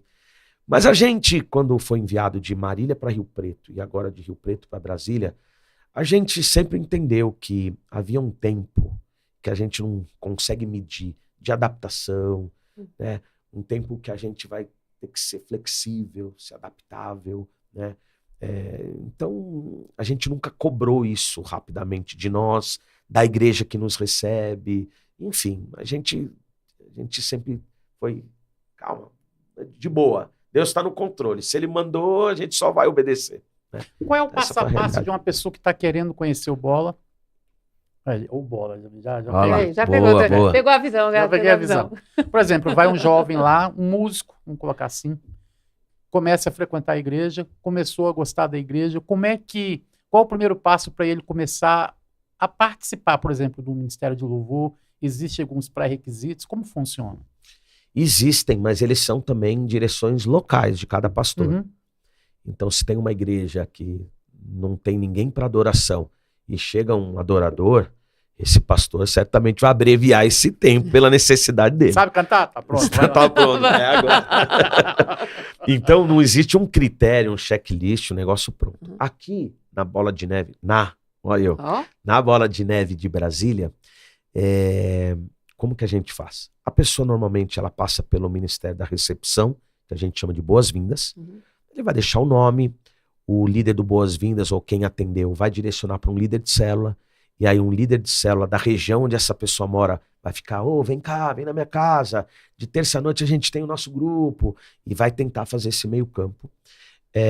A gente tem N outras formas de a pessoa também interagir. A gente tem, por exemplo, o Bola Running de sábado de manhã no Parque da Cidade, com personal, com tudo dando, né, com tenda montada. A gente tem os grupos de mulheres, de homens. A gente tem o Bola Kart, que é uma corrida mensal de kart para quem legal. gosta. A gente tem boxe e jiu-jitsu na igreja, que a gente tem uma sala de tatames lá na igreja. Então, a pessoa ela vai poder interagir da forma que ela quiser, ok? Mas vamos supor que ela não faça nenhuma interação. A gente tem um momento, que eu faço a cada 3 ou 4 meses, que a gente chama de Faça Parte. É tipo um café com os pastores. Mas eu também convido os principais líderes de ministério. Então, a pessoa ela se inscreve no Faça Parte. Vai ter um agora, essa semana. Ela se inscreve no Faça Parte. E aí, então, ela vai ouvir a visão da igreja, a história da igreja, a minha história da pastora, qual é a nossa missão aqui na cidade, para onde a gente tem caminhado, apontado aí as nossas bazucas. E aí, se essa pessoa fala, é isso que eu procuro, aí, então, no culto do domingo à noite, eu vou receber, se ela for batizada, eu vou receber ela diante da igreja, ok? Se ela não for batizada, ela é encaminhada para o batismo. E aí, então, ela vai poder fazer parte. Se ela já é batizada e é um músico cristão, a gente abre 2 vezes por ano uma audição. E aí passa pela audição, não para a gente tolir tecnicamente, mas para a gente entender o processo que a gente vai dar para esse músico ou para essa pessoa que canta. Você vai aprender um pouquinho, você vai ser colocado nessa equipe, mas você não vai ministrar ainda. E aí a gente traça um caminho, né? E aí discipula essa pessoa já dentro do ministério, antes que ela propriamente ministre, né? Normalmente os líderes das equipes, eles vão me mandar assim, pastor, o Ricardo já está há 2 meses aqui na equipe, está super assíduo, está frequentando a célula lá, tal, acho que ele está rápido, pastor. Manda bala. Ou se o Ricardo não está, eu vou falar, espera um pouquinho, porque eu tive um tempo com o Ricardo, eu ainda senti que ele precisa caminhar melhor aqui. Eu vou ter um papo com ele para ver se ele está preparado mesmo. Quando eu der o ok, você libera. E aí a gente vai conversando para poder fazer essa liberação, entre aspas, para a pessoa estar servindo. A gente faz isso no Ministério de Intercessão também, né? E no Ministério de Louvor e Adoração, né? Ministério de Comunicação, Ministério de Áudio, o Bola TV, que é transmissão. A gente também tem outros critérios, mas eles não vão ser tão rigorosos quanto o da ministração de louvor e da intercessão, né? E tem os ministérios como zeladoria, que eu deixo entrar no primeiro dia. Vai lavar aquela privada. Pega o pano, você vai passar aí na igreja. Chega 1 hora antes e depois, quando terminar o culto, recolhe o lixo. Aí essa pessoa pode entrar na hora que ela quiser, sendo batizada. É o treinamento. Quem não passou por isso? Então, os critérios são distintos em função da seriedade, né, do tempo que precisa de requisito, né, que precisa para poder ter senhor... Eu ia te perguntar mais uma coisa mais aprofundada a respeito da técnica. Mas o senhor falou assim que a parte técnica, por exemplo, técnico de áudio, a mídia, essas coisas, existe um pré-requisito para estar fazendo parte dele também, né?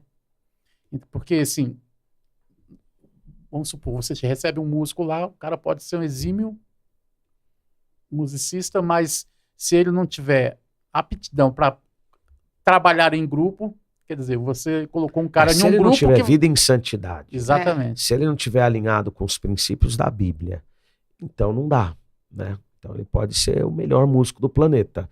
Ele vai ter que aprender a servir ao Senhor, a ofertar o talento dele como adoração e não como técnica, né? Nos ministérios que são de áudio, comunicação, a gente sempre tem treinamentos básicos para essas pessoas. Então, todos voluntários? 100%. A igreja só tem a secretária, que também é tesoureira, que é remunerada, que é funcionária da igreja. Todo o restante da igreja é de voluntariado. Legal. Né? Lógico que a gente contrata serviços, e às vezes a gente tem mão de obra boa de quem é da igreja, e às vezes tem que contratar, né? Tipo comunicação visual, tipo algumas limpezas pesadas, tem que contratar. Mas se não, é voluntariado. Mas, por exemplo, a gente tem um ministério chamado Bola Care. A gente tem uma sala, parece uma enfermaria. Tem uma cama, uma maca, um armário, tem remédios, tem tudo. E a gente tem profissionais da área de saúde que são as pessoas desse ministério. Enfermeiros, enfermeiras, dentistas, médicos. Tem algumas pessoas que são militares, que não são da área de saúde, mas têm curso de primeiros socorros e tudo. E aí tem um grupo do Bola Care. Tem uma escala por culto. É impressionante. Sempre tem uma pessoa que passa mal, uma criança que se corta, uma pressão que baixa. E aí as pessoas estão sempre lá, na cama, recebendo uma medicação, às vezes venal, ou um remedinho, e fica lá um tempinho. E oração. Então é oração espiritual e tratamento medicamentoso. E a gente faz esse trabalho. Então, o Bola Care, a gente acabou de fazer um anúncio, e novas pessoas entraram. A gente vai fazer um treinamento básico de primeiros socorros, Legal. né? Quem são os líderes das equipes que podem ministrar uma indicação, quem não pode, quem só vai pôr um paninho, vai deitar, vai acalmar, né? Comunicar a família. Então, a gente faz um treinamento básico. Então, a disponibilidade é o primeiro. Então, não sei nada de áudio, mas eu amo. Não sei nada, sou ruim, mas eu amo. Vem, fica aqui do meu lado. E aí o técnico. Vai enrolar fio. Sim. vai pro lugar equipamento. O som não tá bom naquele canto do palco. Sobe lá e vê se tá tudo plugadinho. E essa pessoa vai aprendendo. De tempos em tempos, a gente traz uma pessoa de fora, ou se a gente tem alguém bem capacitado, dá um workshop de sábado à tarde, e aí treina aquelas pessoas e a gente vai aprimorando. Legal. O senhor falou que tem jiu-jitsu, tem kart. Isso é típico do Bola, esse envolvimento com os esportes, ou é da igreja, da sua igreja aqui? Olha, eu tô com 50 anos, mas o Bola nasceu com um monte de molecaiada, um monte de jovem. Então não tinha como a gente não nascer para os esportes, né? E o Bola nasceu com muitos evangelismos em locais esportivos. Praia, pista de skate, tudo aquilo que tinha jovem, que era dessa pegada, tinha um grupo do Bola falando de Jesus e usando quem era bom no esporte para ser uma voz mais audível, né? Tem um pastor do Bola que foi campeão mundial de skate, o Márcio Tarobinha, né? Pastor hoje do Bola de Diadema, na Grande São Paulo.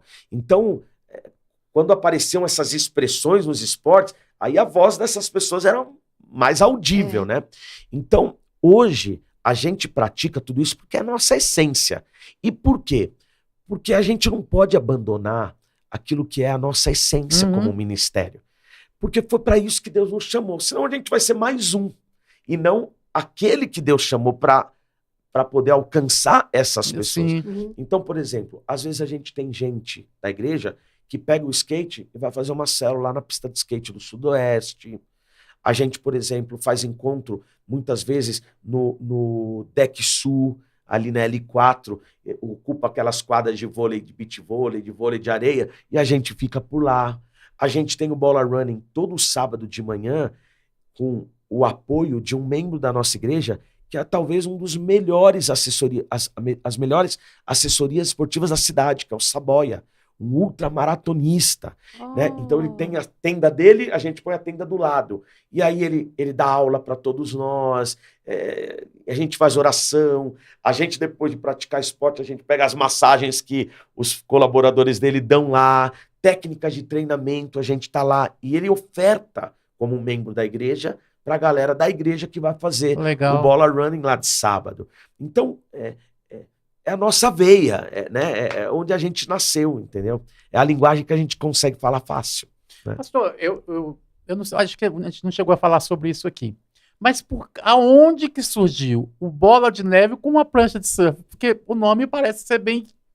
Onde é que cabe uma prancha de surf numa bola de neve? Pois é. Então, vou te explicar. O Bola de Neve, ele nasceu, o nome, antes da prancha. Porque o nome Bola de Neve nasceu enquanto Bola de Neve era uma reunião da Renascer em Cristo de Perdizes. Vou dar um exemplo. Você tem uma igreja aqui, independente da denominação, os jovens chamam, sei lá, Tribos, Flame, New Generation. O Bola de Neve era o nome da reunião de jovens de uma das Renascer em Cristo, ok? Do bairro de Perdizes, em São Paulo. Então o nome nasceu antes. E por que nasceu esse nome? Porque quando o apóstolo Rina teve uma experiência de conversão, ele estava com uma hepatite e tomou glicose por causa de um princípio de uma overdose. Os amigos achavam que ele estava com overdose, aplicaram alguma coisa na veia, deu um revestrese, ele foi internado, ficou meses internado, e ele teve uma experiência com Deus. Tanto no carro, quando ele teve a crise, quanto também nos dias que sucederam. E quando ele teve essa experiência com Deus, ele meio que disse, olha, se o Senhor me livrar dessa, eu vou dedicar minha vida ao Senhor. Okay? Passado algum período, eu não sei exatamente a cronologia, ele teve uma visão, um sonho, alguma coisa assim, de uma pequena parte de neve se desprendendo do topo da montanha e descendo. E aí ganhando volume, como uma avalanche, ganhando volume. E, de alguma forma, o que ele ouviu de Deus foi, essa bola de neve, quando ela se desprende, ela vem arrastando tudo, ela alcança tudo aquilo que está pela frente. Eu quero que, então, você alcance aqueles que a igreja hoje não estão alcançando.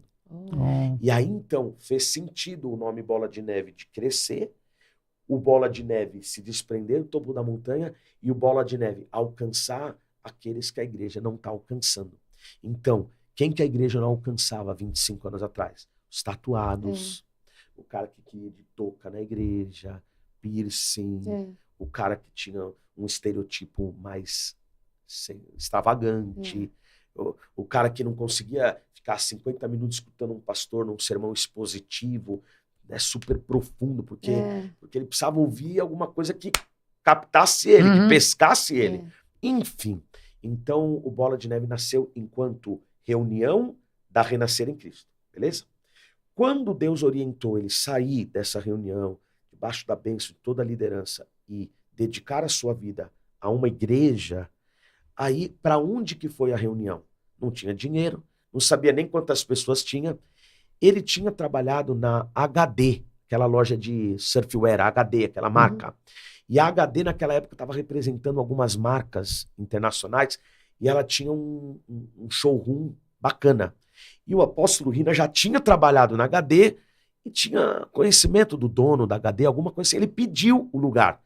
Tipo, de domingo à noite você faz alguma coisa aí com o showroom da HD? Não faço nada. Você me empresta? E emprestou. E aí, então, ele fez a reunião no showroom da HD. E as cadeiras estavam ali, e algumas pessoas, a banda ali, tem fotos desse primeiro culto ali. E aí, o que eles falaram? Eu vou apoiar a Bíblia onde? Um monte de prancha em exposição na parede.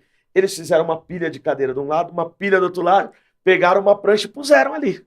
Aí, no segundo culto, no terceiro, quando um dia eles saíram da HD, eles falaram, não dá para tirar a nossa marca agora. Vamos comprar uma prancha e vamos fazer um púlpito. Legal. E aquilo se transformou na nossa marca. Basicamente foi essa a história. Toda igreja hoje, Bola de Neve... Tem a prancha? Tem a prancha. Tem. Deixa eu virar um pouquinho agora essa conversa para os dias atuais. Né? Como foi, já passando por esse processo, como foi vocês de repente se verem na mídia e de uma forma escandalosa? Como foi para o senhor e como foi para as pessoas que faziam parte? E o senhor chegou a ter contato com o apóstolo Rina nessa época, assim, que as coisas começaram a pipocar no Brasil inteiro? Sim, foi muito difícil. Ainda tem sido, mas foi muito difícil. Confesso para você que eu tenho uma estrutura familiar, tanto a que eu construí, quanto a que eu vim dela, muito sólida, né? A minha fé não é de ontem, eu não sou um novo convertido, eu também não sou um pastor aí, tentando dar certo, né? Eu tenho uma história. Então, a minha fé não se abalou nem um minuto, a minha estrutura familiar também não se abalou nem um minuto, mas a gente ficou com dúvidas com relação ao futuro do ministério, né? As histórias começaram lá em 2023, quando teve um primeiro vídeo e tal, mas o ministério se abalou, mas não tinha acontecido absolutamente nada. A saída do apóstolo para cuidar do casamento e o retorno dele foi uma incógnita para todos nós, porque ninguém está dentro da casa deles para saber esse nível de detalhe, né? Então a gente aqui em Brasília observava, sentia a igreja ficar com dúvidas, e eu sou muito transparente, então fiz reuniões, né? Trouxe elucidação naquilo que eu tinha conhecimento, naquilo que eu não tinha, que era bombardeio da mídia, eu não sabia o que fazer, né? A gente foi cuidando do rebanho, né? Quando em 2024 o problema se avolumou, aí então o solavanco foi um pouco maior. E naquela época, o apóstolo Rina, ele deu a opção dos pastores emanciparem as igrejas. Eu confesso para você que é uma loucura o que ele fez. Uma coisa de pai mesmo. Virar para os pastores e falar, olha, eu te permito você seguir adiante com a estrutura da igreja local, ok? Sem a conexão. Sem conexão, do jeito que você quiser. Você pode permanecer, que é o meu desejo, mas se você quiser sair, eu vou te abençoar para você sair. Inclusive com o patrimônio da tua igreja local. Só troca a placa. Só trocar a placa. Uau. Ou alguns pastores, sabendo que não conseguiriam sustentar a estrutura local, alugariam um prédio novo. Aí a igreja Bola de Neve devolveria o prédio, o pastor levaria o som, as cadeiras, sei lá, alguma coisa assim. Então, isso para mim foi de uma visão maluca, mas muito amorosa. Muito. Primeiro de um pai cuidando dos pastores como filhos. Porque ele poderia ter dito assim, quer sair? Sai, amigão. Tchau. Deixa tudo aí. Deixa tudo aí que eu vou mandar um pastor novo. Se o pastor novo não conseguir dar conta, a gente aluga um prédio mais barato, mas tchau. O que eu te devo? Vamos acertar, sei lá, se tem coisa para acertar. E tchau. Que nada. Então isso para mim foi louvável. Eu não agiria assim. Sensacional. Né? Foi sensacional. A igreja viveu um problema nessa época, porque vários pastores renomados da denominação saíram. Quantos por cento, mais ou menos, assim, vocês perderam? Eu não sei te dizer. Mas foi muito? Chegou a ser metade? Na região sul do país foi maior a debandada. Mas eu não, acho que não foi metade. Eu acho que deve ter sido umas 100 e poucas igrejas, alguma coisa assim. Eu não sei por quê. Sim. A minha atitude desse processo, sabe qual foi? Foi mergulhar em Deus para buscar respostas. Porque eu não queria dar vazão à minha emoção, à minha preocupação. Eu não queria ouvir vozes que diziam, vem para São Paulo, vem trabalhar aqui, a família está toda aqui. Eu não queria ouvir vozes que diziam, volta para Rio Preto, o teu rebanho todo de 10 anos está aqui. Eu não queria, eu queria ouvir o que Deus tinha para falar. Eu não queria ouvir vozes que diziam, planta uma igreja nova, nós vamos contigo. E vozes que diziam, se você plantar uma igreja nova, nós vamos ser bola, a gente não vai contigo, pastor. Eu falava para essas pessoas, não me atrapalhem, porque eu estou na minha caverna ouvindo o que Deus quer de mim. Se eu fizer a vontade de Deus, eu vou suportar todas as tribulações, as intempéries. Se eu fizer aquilo que for aparentemente mais fácil, vai ser mais fácil, mas eu não vou me sustentar naquilo. Isso não vai ser perene, porque eu vou ter agido pela minha emoção. E aí foi um tempo de caverna, de jejum, de oração, de ter um tempo de oração, eu e minha esposa, intensamente, para a gente ouvir Deus. E a gente ouviu claramente, não sai, permanece, tem uma obra para você aqui. E a gente ficou. Nesse período, eu confesso que eu falei algumas vezes com Rina, mas não quis expor o meu coração. Eu falei com eles, beleza, tal, mas eu não coloquei o que estava dentro de mim. Por quê? Porque eu queria isenção para minha tomada de decisão e eu também queria que ele se preocupasse com aquilo que eu via que era mais importante do que a igreja, que era a família dele. Então, AP, não se preocupa com o Jair, se preocupa com você. Essa era a minha mensagem. Depois de ir a São Paulo, ouvi algumas lideranças, tomei a minha decisão, permaneci e comuniquei à igreja. Aí eu tive algumas vezes com o apóstolo Rina.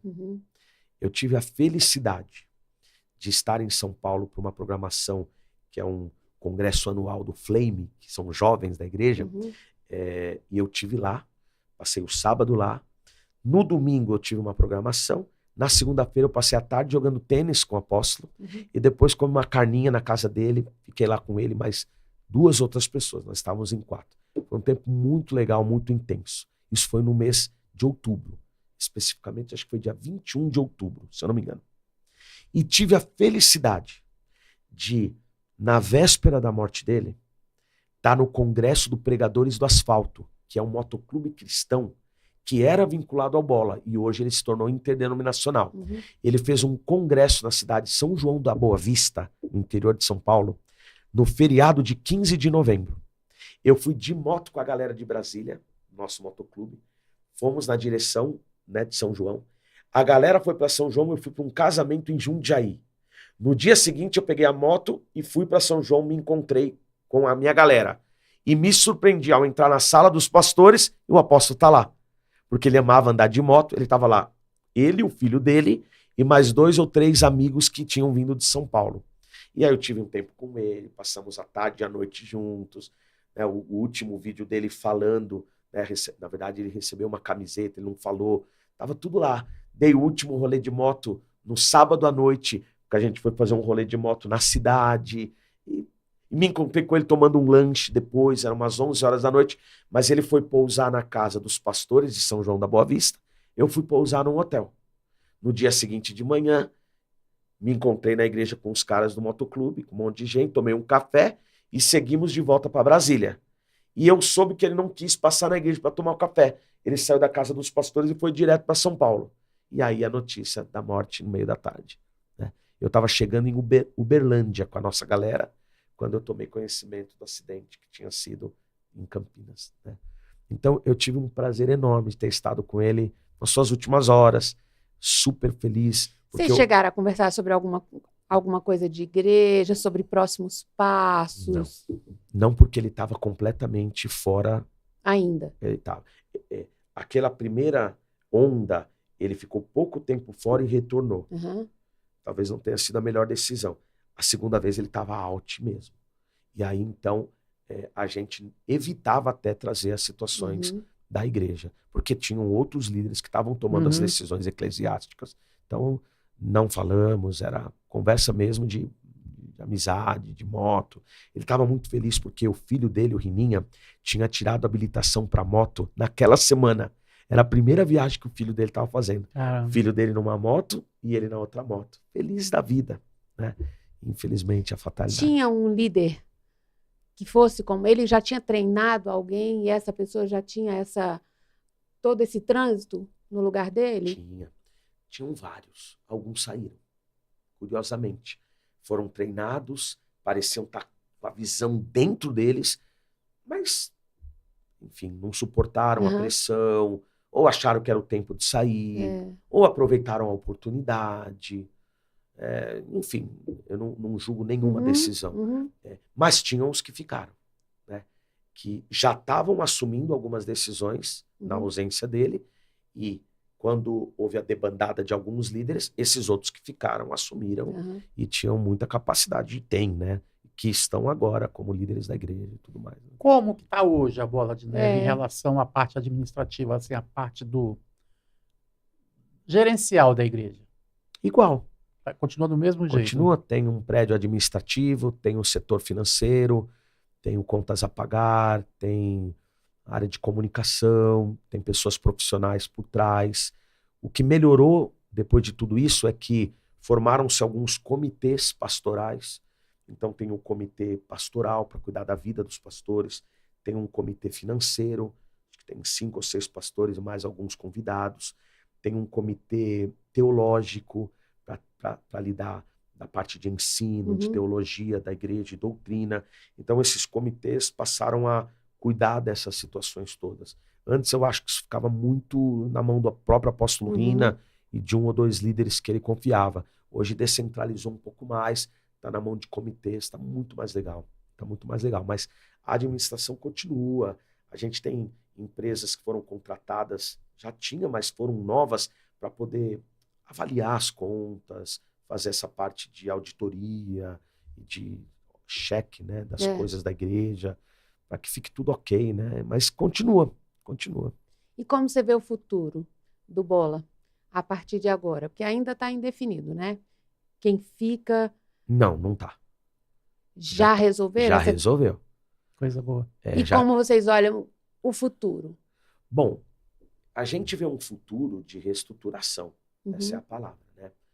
É mais difícil você fazer uma reforma do que construir do zero. Exatamente. Mas a experiência dos 25 anos permite que você olhe para os próximos anos com um olhar mais maduro, mais Isso. sênior e tudo mais. Então, erros que nós cometemos, não podemos cometer mais. Isso. Uhum. Não sei se de formação pastoral, não sei quais os erros. A gente poderia elencar Uhum. muitos erros e acertos também. É. Qual é a força que nos motiva hoje? A dar continuidade no legado, Isso. a resgatar a essência e falar, não podemos parar. Isso. Né? Se vamos avançar na mesma velocidade dos primeiros 25 anos, a gente não sabe. Mas que nós vamos avançar, nós vamos. Amém. Então, Amém. continuamos a treinar pessoas, continuamos a sonhar e orar por cidades, continuamos a receber e-mails de cidades da região dizendo, pastor, minha casa está aberta, se tiver um líder para vir, eu gostaria muito que o Bola viesse. Tá bom, qual que é a cidade? 1.300 quilômetros. Não dá. Calma que um dia a gente chega, mas não dá para eu me deslocar 1.300 quilômetros. Mas calma. E a gente está nessa reestruturação nesse momento. Amém. Mas quem ficou, ficou. Né? Com o coração muito alinhado com essa reestruturação, com um pouco de ponto de interrogação, que serão respondidos com o passar do tempo, Uhum. mas agora com o coração mais em dia, mais em ordem, e vivendo algumas realidades que a gente não vivia. Né? Então, tudo que denegriu-se do nome do Bola é uma coisa que marca. Então, uma pessoa que chega no Bola com um pouco de conhecimento daquilo que saiu na mídia, ele quer algumas respostas, né? Mas ele não se fechou para essa oportunidade, mas ele agora busca algumas respostas e tal. Então, eu estou muito tranquilo, porque eu sempre pastoreei com muita transparência. Eu nunca fui envolvido num caso de abuso psicológico pastoral. Eu não mando as pessoas fazerem nada. Eu deixo o Espírito Santo trabalhar na vida delas. Então, eu não tive uma ruptura tão grande, porque eu sempre tentei já fazer o melhor que eu pude, mais correto que eu pude. Eu nunca tive, dentro da minha gestão, em nenhuma das igrejas que eu cuido, um desvio financeiro, um desvio de ética. Eu nunca tive que tirar um pastor da liderança de uma igreja por causa de um pecado, de uma separação. Eu nunca tive. A situação mais difícil que eu tive que administrar foi de um casal de pastores de uma igreja lá do interior de São Paulo que teve um problema com o seu filho. Seu filho, na juventude, passou a se cortar, o casal ficou instável emocionalmente. Um dia, no meio da madrugada, eles encontraram o filho cortado, com uma poça de sangue, desacordado. Foram lá para o hospital, e aí eles não tinham mais condição emocional de estarem à frente do rebanho. Na verdade, a palavra foi assim, cuida da família, do rebanho cuida do Senhor, porque o Senhor é o dono da igreja. Né? E aí, então, levamos eles para São Paulo. Hoje eles são pastores auxiliares de uma igreja grande em São Paulo. E a igreja que eles plantaram está sob a supervisão de um novo casal de pastores, que a gente enviou no lugar deles. E eles estão dentro do Bola, estão sendo cuidados e agora estão pastoreando pessoas de novo. Os filhos estão de novo na igreja, graças a Deus, recuperados. Né? Foi a situação mais difícil que eu tive que lidar, de um pastor que eu tive que tirar do pastoreio. Mas não foi por falha de conduta, foi por causa de um momento familiar difícil, que era oportuno que ele cuidasse da casa ao invés da igreja. Né? Mas eu nunca lidei com um pastor que roubou a igreja, que agrediu, que teve BO com. Eu nunca lidei com essa realidade. Graças a Deus, meus filhões foram bem formados e a gente formou pessoas que estão conduzindo bem o rebanho do Senhor. E depois de tudo que vocês viveram, o couro engrossou. Tipo... de enfrentar a mídia mesmo, porque acaba respingando em todo mundo, né? E agora que vocês já viveram a experiência, vem maturidade. O nosso coro engrossou, né? O de vocês. Eu tinha entendido, tipo, o coro cantou, sabe? Não, tipo... assim,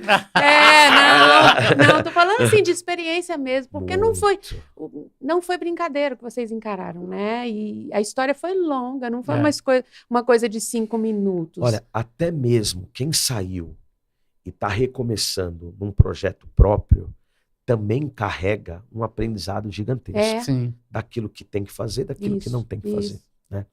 Nós que ficamos, certamente, estamos com um aprendizado gigantesco.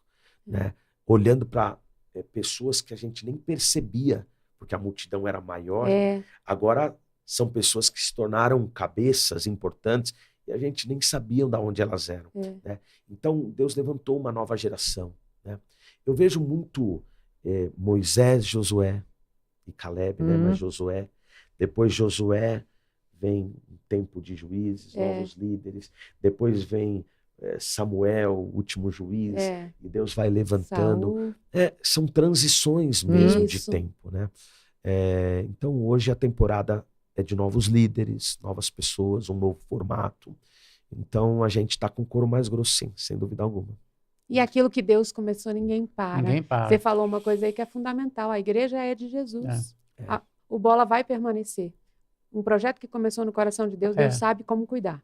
Exato. O apóstolo tinha uma frase muito interessante.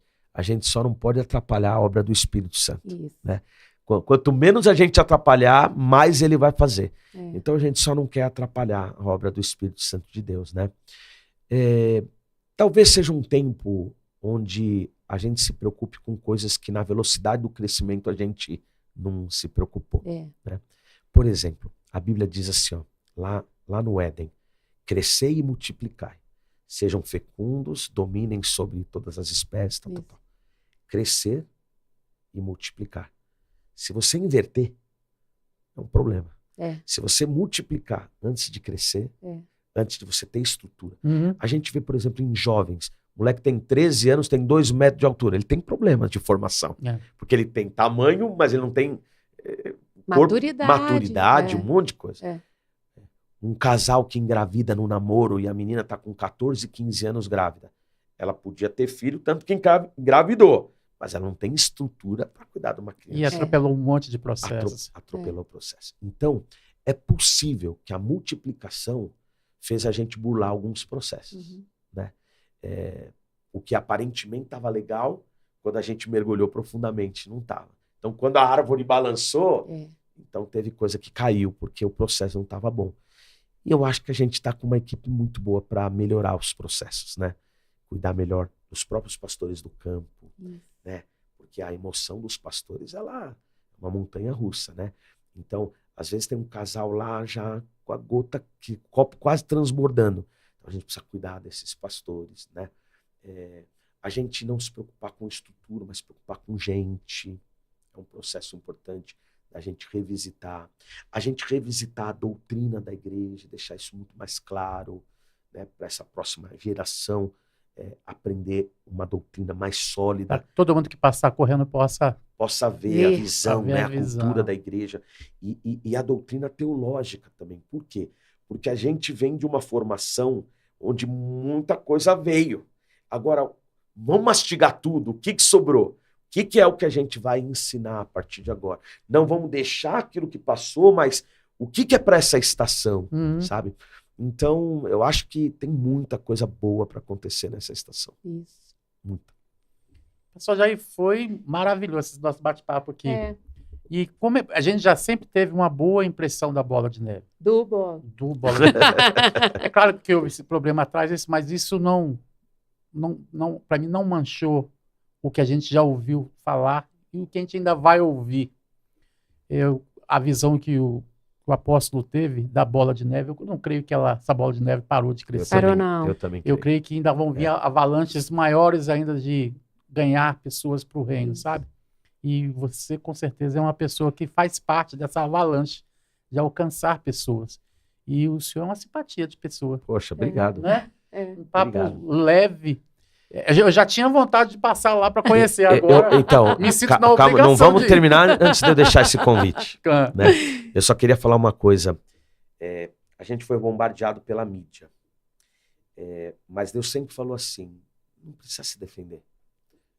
Os frutos justificam. Isso. Né? É pelos frutos que vocês serão conhecidos. Né? Então não adianta a gente também ir na mídia e ficar levantando a voz. Tem um ou outro pastor que gosta mais de mídia que faz esse papel. Eu nunca fiz. Né? Eu trabalho sério, eu me dedico bastante. Então, se a pessoa for à igreja que eu pastoreio, ela não vai ver algumas realidades que ela ouviu falar.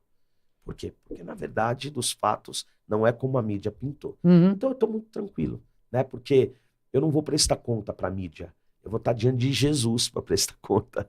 Aquilo que ele colocou dentro de mim, os talentos que ele me deu, os propósitos que ele colocou sobre a minha responsabilidade.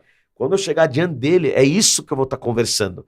Eu não vou conversar com o que estão falando. O filme que vai rodar lá na hora é esse. É né? esse, né? Então, eu estou muito tranquilo quanto a isso. Mas eu quero deixar um convite. A Igreja de Brasília vai fazer 18 anos agora no mês de março.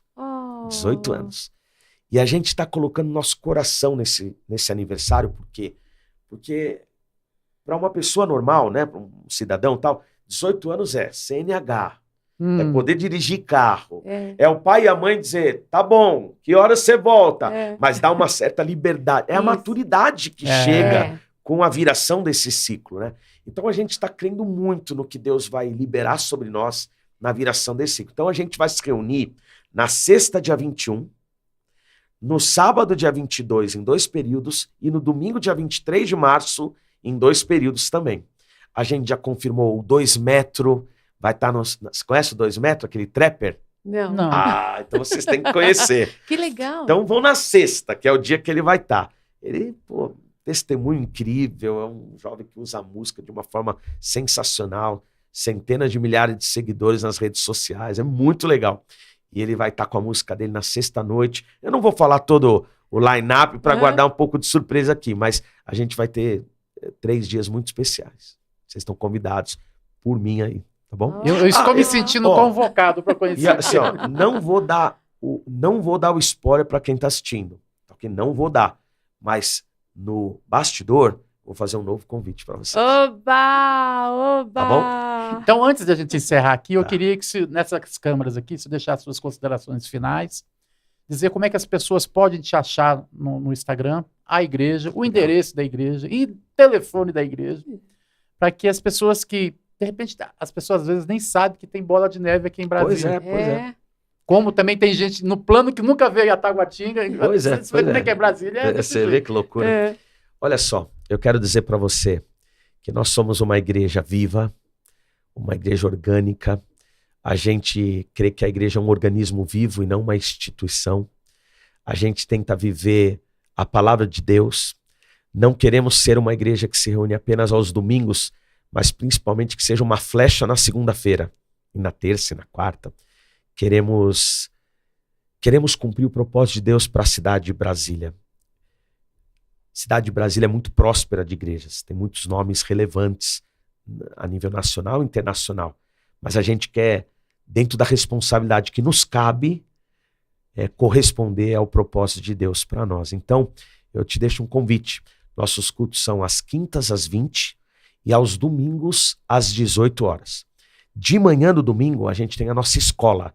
Tem aulas de música, aulas de jiu-jitsu e boxe e também o nosso estudo bíblico, que a gente chama de Mergulhando na Palavra, né?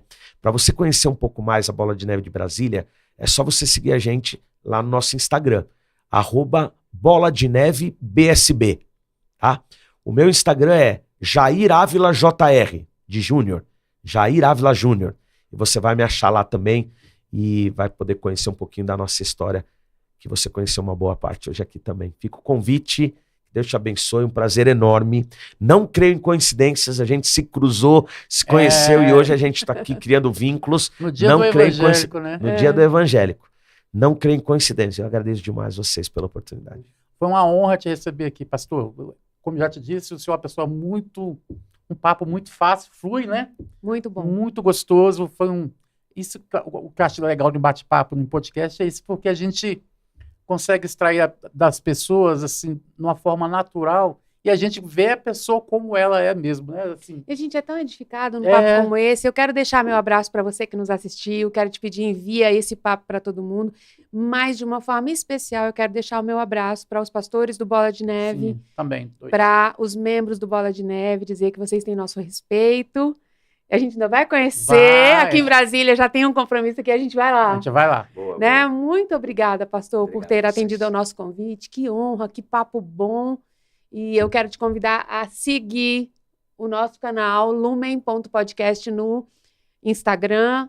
Você já está nos vendo aqui no YouTube, manda para a galera. Eu sou a Keila.Vilasboas, ele é o Rick.Vilas.